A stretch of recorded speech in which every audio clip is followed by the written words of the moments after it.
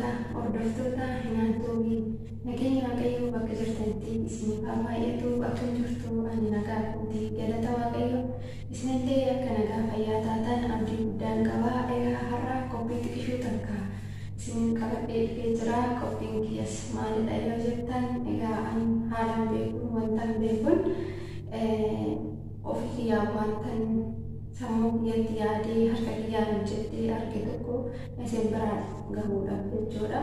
Egaa isinillee qophii kiyyaa akka isin bira gahu warreen anaaf haaraa taatan subscribe gochuudhaan maatii naaf ta'a, akkasumas share like gochuudhaan na faana turaa isin jedha.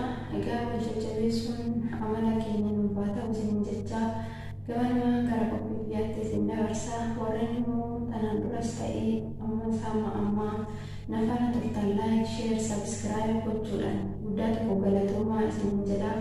Asumarraan gara qophii kiyyaatti isin dabarsaa.